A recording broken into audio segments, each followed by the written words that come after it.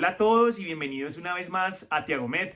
Mi nombre es Santiago Zambracos y en esta ocasión estaremos hablando acerca de un tema muy interesante en la endocrinología, que es la diabetes mellitus tipo 1. No te olvides de suscribirte y darle clic a la campanita para que recibas notificaciones de cuando subamos nuevos videos.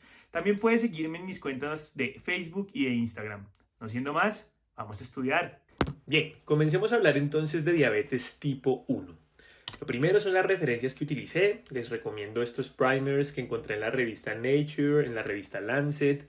Este artículo que es de Guillermo Umpierres del año 2021 del manejo del paciente hospitalizado con diabetes tipo 1. El consenso de Diabetes Care del año 2021 para el manejo de diabetes tipo 1 en los adultos y los apartados de la plataforma UpToDate. Entonces iniciemos hablando de la definición. Entonces la diabetes tipo 1 con una definición muy somera es la enfermedad autoinmune y metabólica crónica que se caracteriza por la hiperglicemia secundaria a la destrucción de los islotes de Langerhans tipo beta en el páncreas y su consecuente deficiencia gradual y absoluta de insulina. Recordemos que estas células son las encargadas de producir la insulina y si hay anticuerpos que están atacándolas y destruyéndolas, voy a tener entonces una deficiencia absoluta de esta. ¿Listo? ¿Cuál es la epidemiología de esta enfermedad? Realmente el 8.8% de los adultos tienen diabetes. Y de todos esos pacientes que tienen diabetes, solo el 10 al 15% van a tener diabetes mellitus tipo 1. Sin embargo, es importante reconocer estos pacientes porque a menudo se puede confundir la diabetes tipo 1 con la tipo 2, especialmente cuando son pacientes adultos, porque realmente uno está acostumbrado a encontrar al paciente diabético tipo 1 en la edad pediátrica. Cuando ya se presentan en edades entre los 25 o 35 años, uno comienza realmente a dudar si está frente a una tipo 1 o una tipo 2. Entre los adultos jóvenes que son diagnosticados con diabetes tipo 2, yo puedo sospechar que tal vez ese fenotipo sea más compatible con una diabetes tipo 1 si existe presencia de autoanticuerpos. Y es importante tener presente que si bien el diagnóstico de nuevo es mucho más frecuente en los niños, la prevalencia de la diabetes tipo 1 es mucho más alta en los adultos jóvenes, porque todos estos pacientes pediátricos eventualmente van a llegar a la edad adulta padeciendo la enfermedad. Y no solo con eso, también van a haber casos que debutan de nuevo en la adultez. En países de escasos recursos realmente es posible que no se llegue a reconocer esa diabetes tipo 1 porque no se cuenta con los estudios diagnósticos. Y esas son características importantes a tener en cuenta. Cuando vemos el pico de incidencia de la diabetes tipo 1, aparece primero en las niñas que en los niños. Y definitivamente si nos enfrentamos a un paciente menor de 15 años que presenta diabetes mellitus, lo más frecuente es que sea una tipo 1. Y su pico va a estar especialmente entre los 12 y los 14 años de edad. Después de la pubertad, la incidencia se disminuye en las niñas, pero va a permanecer elevada en los niños y ya en los adultos hombres hasta los 29 a 35 años de edad. Pero por supuesto, comienza a bajar poco a poco esa incidencia. Cuando vemos la distribución a nivel mundial, nos podemos dar cuenta que Colombia no es particularmente un país donde la incidencia sea muy alta. Realmente las altas incidencias se encuentran en el Reino Unido, en Canadá y todos estos sitios que vemos aquí como en moradito son donde se encuentran las incidencias más altas. En Estados Unidos, en Rusia, en Brasil, en Australia, también hay una incidencia bastante representativa, pero realmente en Colombia no es tan común. Teniendo claro esto, vamos a algunos aspectos fisiopatológicos. Entonces, en cuanto a la fisiopatología de la enfermedad, ¿por qué se produce? Lo que sabemos es que pues es una enfermedad de origen autoinmune. Eso quiere decir que tiene que haber una respuesta inmune que desencadena todo este problema. Tenemos aquí esta imagen entonces de la revista Nature donde nos muestran al páncreas y nos muestran a las células beta de ese páncreas cómo están siendo dañadas y destruidas por acción de los linfocitos T.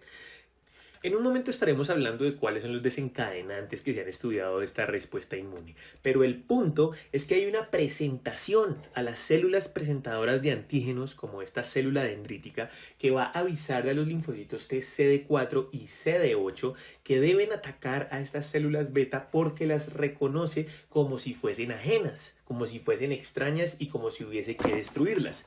Entonces, cuando se le presenta a los linfocitos TCD4, estos van a estimular a los linfocitos B para que produzcan autoanticuerpos. Y cuando se le presentan a los linfocitos TCD8, estos van a generar un daño citotóxico. Entonces, la exposición continua a autoantígenos de las células B por estas células presentadoras de antígeno es lo que nos va a llevar a esta autoinmunidad. ¿Y qué autoanticuerpos son los que más se han descrito? Está, por ejemplo, el anticuerpo antiinsulina, que se dice que es el primero que aparece a los 1 a 2 años de edad y se correlaciona especialmente con el haplotipo del complejo de histocompatibilidad DR4DQ8. Otro que está descrito también muy frecuentemente es el anti-GAT65. Este aparece después del primer año de edad y se correlaciona especialmente con el complejo DR3DQ26. Después tenemos el antitirosina quinasa IA2B, que es el segundo o tercero en aparecer y que ataca particularmente proteínas tirosina fosfatasa en las vesículas secretoras de insulina de las células beta. Y por último tenemos también el anti-SINC-T8, que aparece también en la primera y segunda etapa de la enfermedad, que atacan al transportador de zinc al interior de las vesículas secretoras. Cuando uno mira la evolución de la enfermedad, se encuentra que hay un primer momento en donde los factores genéticos y los factores ambientales van a correlacionarse con el riesgo de diabetes tipo 1. Ya en un momento vamos a ver cuáles. Pero el punto es que esos factores de riesgo van a ser los que van a favorecer que comience a presentarse esta respuesta autoinmune y que comiencen a aparecer la pérdida de célula beta y la autoinmunidad contra la célula beta. Inicialmente eso todavía no va a tener manifestaciones de alteraciones en la glicemia porque todavía responden esas células beta y si responden pues tampoco van a haber síntomas, pero eventualmente la enfermedad comienza a progresar y comienzan entonces a haber cambios en la glicemia. Inicialmente esa hiperglicemia no va a manifestar sintomatología, pero eventualmente vamos a alcanzar una etapa 3 en donde ya el fallo de la célula beta, la hiperglicemia, van a llevar a que aparezcan los síntomas y esa va a ser la fase de la diabetes sintomática. Está bien establecido que de acuerdo a la cantidad de autoanticuerpos que la persona posea, va a ser mucho más probable que desarrolle el fenotipo de diabetes tipo 1. Como podemos ver aquí, según el número de anticuerpos, podemos ver que en la medida que se tienen más anticuerpos, es más probable que se desarrolle la diabetes a lo largo que pasan los años. Viendo cómo aquellos que tienen hasta 3 autoanticuerpos es bastante mucho más probable que los que no tienen o que los que tienen, por ejemplo, solo uno. Y a modo de conclusión, realmente aquel paciente que tenga 2 o más autoanticuerpos dirigidos a los islotes tiene alta probabilidad de progresar a una enfermedad sintomática. Esto se ha demostrado especialmente en niños. Los estudios DAISY, DEEP, Baby Diet mostraron la progresión a diabetes en estos pacientes a medida que tenían más autoanticuerpos.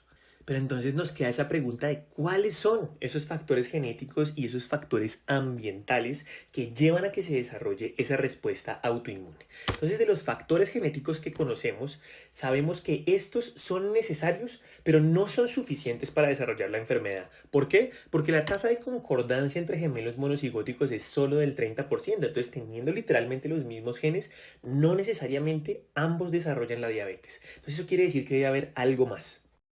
Pero sí está establecido que algunos haplotipos del complejo de histocompatibilidad tipo 2 en el cromosoma 6, como lo son el DR3DQ2 y el DR4DQ8, se correlacionan con un mayor riesgo de desarrollar anticuerpos contra el GAT65 o contra la insulina y además que los desarrollen primero.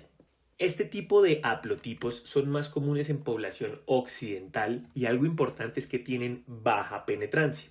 Su presencia se asocia al desarrollo más temprano de la enfermedad.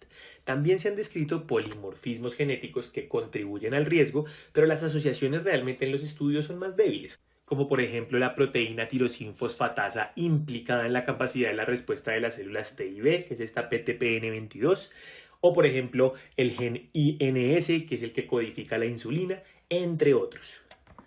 Factores ambientales, realmente lo que se ha establecido es que el riesgo conferido es pequeño, pero que una combinación de varios eventos ambientales podría llegar a desencadenar la aparición de un primer autoanticuerpo. Entonces, ¿cuáles son ellos? Por ejemplo, virales. Especialmente se ha descrito el enterovirus. Se ha encontrado ARN y proteínas del virus en islotes de pacientes con diabetes tipo 1, que además tienen hiperexpresión del complejo histocompatibilidad tipo 1. Otro de los factores ambientales descritos es la primera introducción de los alimentos. Hemos visto como por ejemplo cuando hay exposiciones muy tempranas a alimentos como el trigo, la cebada y la fruta antes de los 4 meses puede aumentar el riesgo de desarrollar autoanticuerpos pancreáticos. Pero si, por ejemplo, tenemos una exposición tardía al arroz o a la avena, también está descrito como factor de riesgo, siendo tardío más de 6 meses. Los eventos gestacionales, particularmente, sí se han correlacionado, especialmente las infecciones gestacionales. Pero algo que también hemos visto es que el hallazgo de la diabetes tipo 1 materna puede llegar a proteger a la descendencia contra el desarrollo de autoanticuerpos en el primer año de vida. ¿Cuál es la razón? Lo que se cree es que el aumento de los niveles de insulina circulante podrían llevar a que se asocie con una mejoría de la respuesta del timo o con una tolerancia inmune periférica en la descendencia. Y si bien tenemos muy claro que la característica distintiva es la pérdida de las células beta y la infiltración inmune de los islotes por los linfocitos T, existen otras anomalías que pueden afectar tanto al islote como al páncreas exocrino. Entonces, por ejemplo, el compartimento endocrino, cuando presenta sobreexpresión del complejo de histocompatibilidad tipo 1, cuando tiene incremento en la expresión inadecuada de proinsulina, cuando se presenta estrés en retículo endoplásmico, todo eso puede favorecerme la formación de estos autoanticuerpos. Además, la distribución de esa infiltración de los linfocitos T realmente puede llegar a ser variable. Aquí, como podemos ver en las imágenes C y D, podemos ver cómo en rojo se ven todos esos linfocitos T infiltrando la célula beta. En el compartimento exocrino también podemos ver cómo hay una pérdida del volumen pancreático, una atrofia del tejido exocrino y pérdida de su función. Y en las células no endocrinas podemos ver también cómo esta infiltración linfocitaria puede llevar a que haya una pérdida de vasculatura, de inervación y que se deposite matriz extracelular anormal. Todo esto llevando a que esa función pancreática se vea francamente comprometida.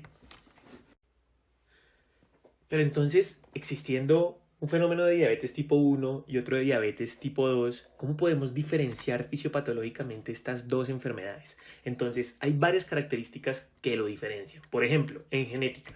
Diabetes tipo 1, ya sabemos los complejos asociados DR4, DR3. Hay una predisposición familiar realmente débil. Mientras que en diabetes tipo 2 no hay especialmente correlaciones con complejos de histocompatibilidad. La predisposición familiar puede ser fuerte y hay muchísimos genes que están involucrados en el desarrollo de la enfermedad. En la patogénesis, por definición, la diabetes tipo 1 se produce por destrucción autoinmune de las células beta y deficiencia absoluta de insulina, mientras que la diabetes tipo 2 responde más a una resistencia a la insulina, donde los receptores no son tan sensibles a la insulina, pero el problema inicial no está en el páncreas, ya que después va a haber una destrucción progresiva de las células beta pancreáticas, es diferente, pero el problema inicial es realmente una resistencia. La asociación con obesidad. Realmente en diabetes tipo 1 los pacientes tienden a perder peso, mientras que en diabetes tipo 2 la obesidad es el factor de riesgo que lleva a que se desarrolle la resistencia a la insulina. La edad de aparición en diabetes tipo 1 usualmente aparece en infancia, adolescencia, antes de los 20 años y los picos pueden ser entre los 4 a 6 años y 10 a 14 años, mientras que diabetes tipo 2 usualmente aparece después de los 40 años. El péptido C, recordemos que el péptido C es un fragmento de la proinsulina, que cuando la proinsulina ya pasa a ser insulina, libera ese otro pedacito que es el péptido C. Entonces, si yo tengo una diabetes tipo 1 donde se produce poca insulina porque no hay células beta, pues el péptido C también se va a producir menos, entonces va a estar disminuido o ausente. Y en la diabetes tipo 2, en donde el problema no está en el páncreas, sino que está en la resistencia a la insulina, pues realmente lo que voy a tener es un hiperinsulinismo tratando de responder a la resistencia y por lo tanto voy a tener un péptido C elevado.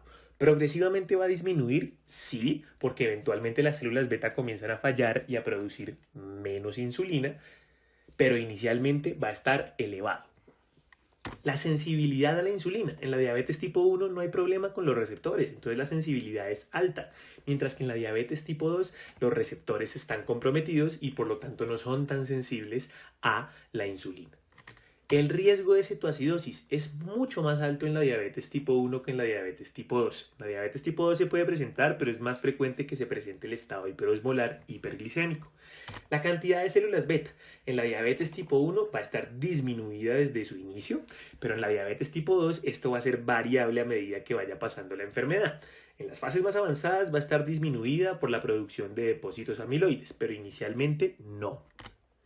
En cuanto a la histología, en la histología yo vería que en la tipo 1 hay una infiltración leucocitaria de los islotes, mientras que en la tipo 2 es una acumulación de amiloide. Eso lo podemos ver en el video de fisiopatología de diabetes tipo 2. Y por último, respecto al tratamiento, pues por supuesto si lo que me falta es insulina, pues tengo que reponérsela, tengo que suplírsela. Entonces la insulinoterapia es el manejo de la tipo 1 y en la tipo 2 realmente podemos utilizar antidiabéticos orales que aumenten la sensibilidad a la insulina o que estimulen mayor secreción de insulina y eventualmente si con esto no logro mis objetivos puedo darle insulina.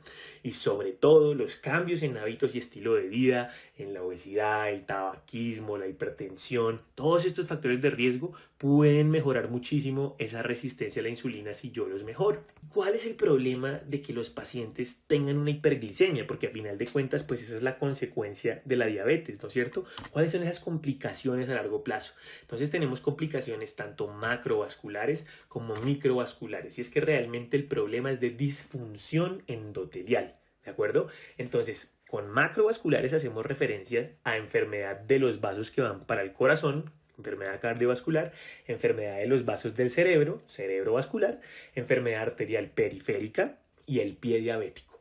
Y en cuanto a las microvasculares, nos referimos a la retinopatía diabética, a la nefropatía diabética y a la neuropatía diabética. Resulta que las células de la retina, de los nervios y de los glomérulos tienen la incapacidad de regular negativamente la absorción de glucosa. Me explico. En el tejido adiposo, el tejido muscular, el tejido hepático, la absorción de glucosa está mediada por el canal GLUT4, que es dependiente de la insulina. Si no hay insulina, ese canal no se expone a la membrana. Pero en las células de la retina, los nervios periféricos y los glomérulos, ahí no son dependientes de GLUT4, sino de otros canales GLUT que no necesitan a la insulina. Entonces, toda la glucosa que se eleva en la sangre entra sin ningún problema al interior de estas células. ¿Y cuál es el problema de que la glucosa entre a estas células? Pues resulta que la glucosa puede tener efectos muy deleterios. ¿Por qué? Porque ese aumento de glucosa me va a llevar a que se activen vías que van a desencadenar estrés celular, estrés oxidativo, producción de especies reactivas de oxígeno que lo que van a terminar por hacer es un daño celular. Y esto finalmente se va a traducir en una disfunción endotelial.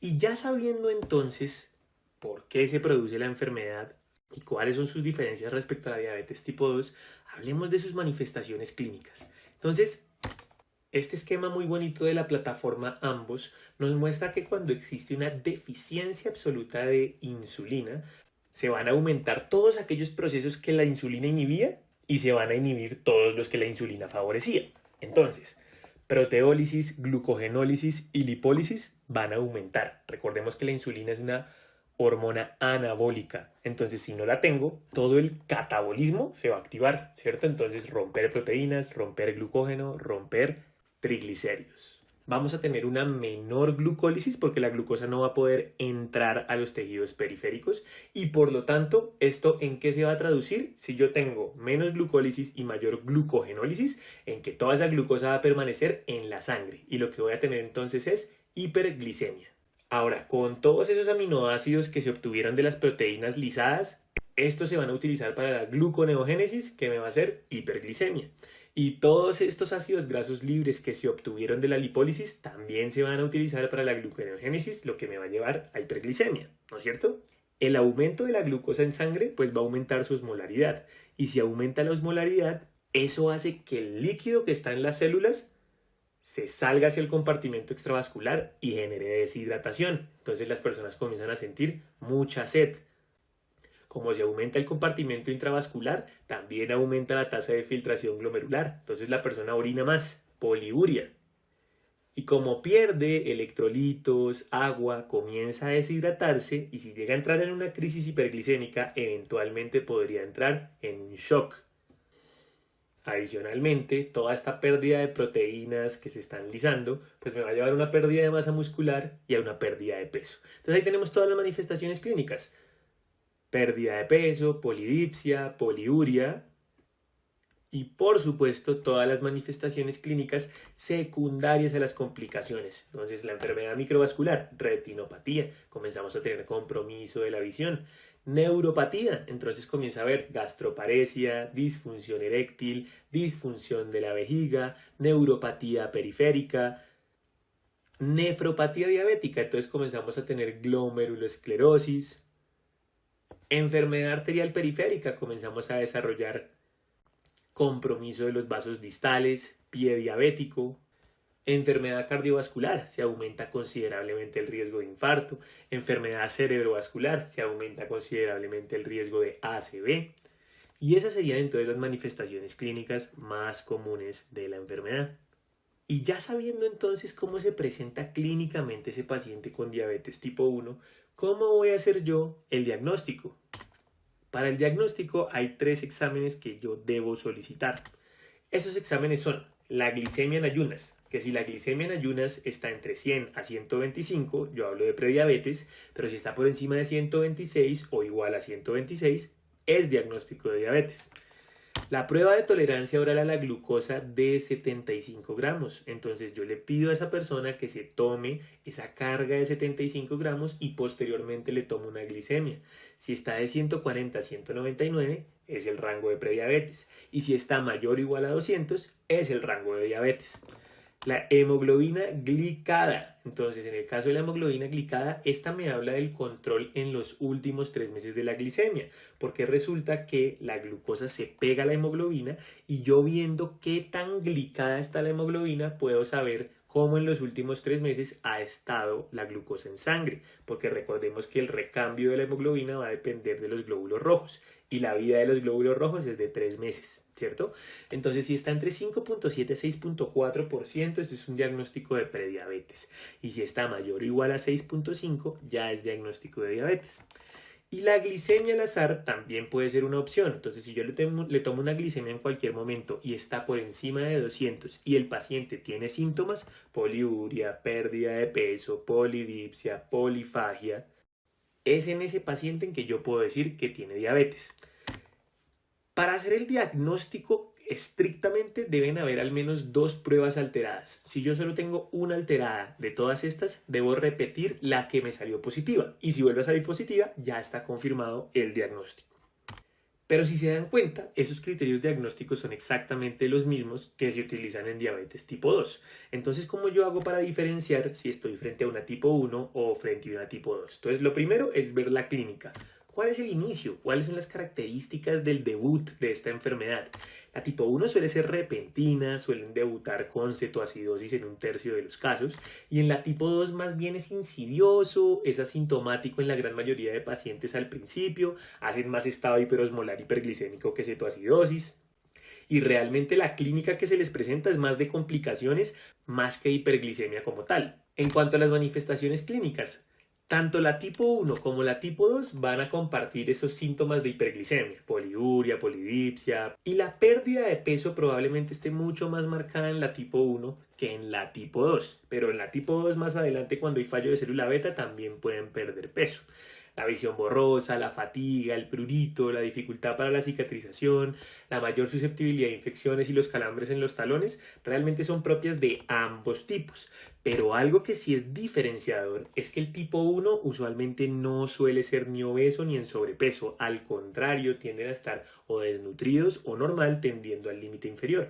Mientras que en el tipo 2 los pacientes tienden a ser obesos con signos de resistencia a la insulina, como lo es la cantosis nigricans y como lo es la cantosis nigricans, que es la hiperpigmentación en cuello, en axilas, y los acrocordomas, que no tendrían por qué presentarse en una diabetes tipo 1. Y entonces una vez yo tengo esa sospecha de que mi paciente más bien lo que tiene es una diabetes tipo 1, ¿qué pruebas complementarias puedo llegar a utilizar? Entonces tengo los autoanticuerpos pancreáticos que habíamos dicho que son necesarios para que se desarrolle esta enfermedad, en donde el que más comúnmente se solicita es el anti-GAT65, pero están otros como el anti-IA2, la anti-insulina, anti-ZINC-T8, y todos ellos se pueden pedir. Deben realizarse en el momento de la presentación, antes o poco después de iniciar la insulinoterapia.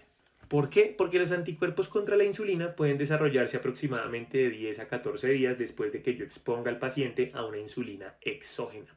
Entonces, en estos pacientes con diabetes que es positiva para autoanticuerpos, yo digo que es una diabetes tipo 1A, que va a ser la mayoría de los casos.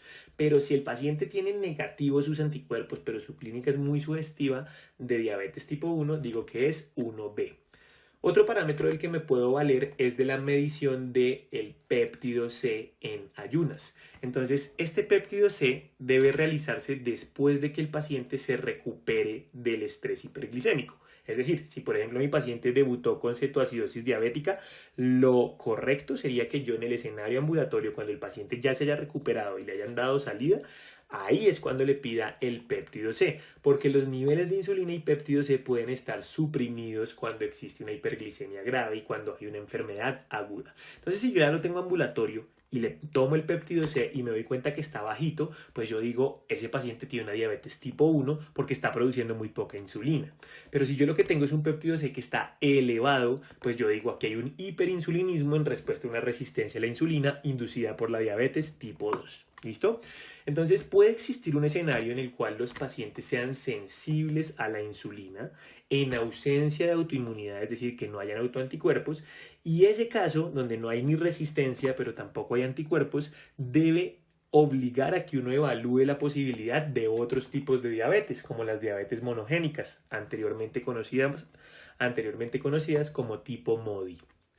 Entonces, el algoritmo del consenso del año 2021 lo que nos dice es, cuando usted sospecha diabetes tipo 1, pídale los autoanticuerpos. Si tiene alguno positivo, ya usted sabe que es una diabetes tipo 1. Si le salieron negativos, mire la edad. Si el paciente tiene menos de 35 años, pregúntese, ¿será que puede tener una diabetes monogénica? Si sí, entonces pídale el péptido C. Y si el péptido C sale disminuido, usted ya sabe que eso es diabetes tipo 1. Pero si sale mayor de 200, pídale el test genético para diabetes monogénica.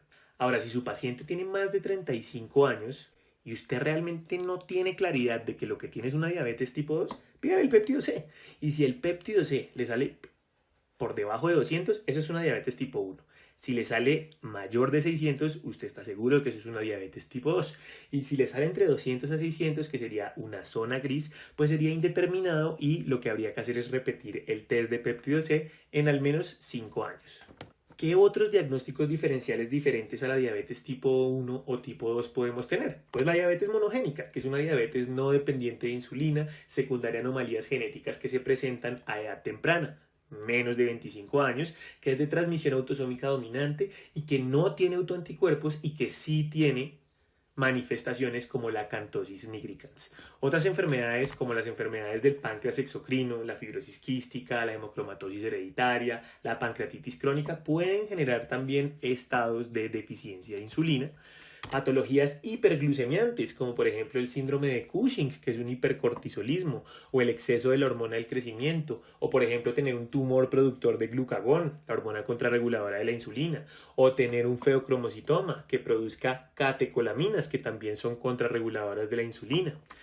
Diabetes inducida por fármacos, los glucocorticoides, los inhibidores de la proteasa, los antipsicóticos atípicos, la ciclosporina, la L-asparaginasa, el tacrolimus, los inhibidores del checkpoint, donde está bastante descrito hoy en día con el advenimiento de estos medicamentos la diabetes por inhibidores del checkpoint, la glucosuria, por ejemplo, sin hiperglucemia, que es otra de las cosas que uno puede encontrar a veces, como ocurre en el síndrome de Fanconi que compromete la absorción de glucosa en el túbulo contorneado proximal. Entonces, todas estas son opciones cuando nos enfrentamos a un paciente con una hiperglicemia donde no hay claridad, donde no cuadra para ni diabetes tipo 1 ni diabetes tipo 2.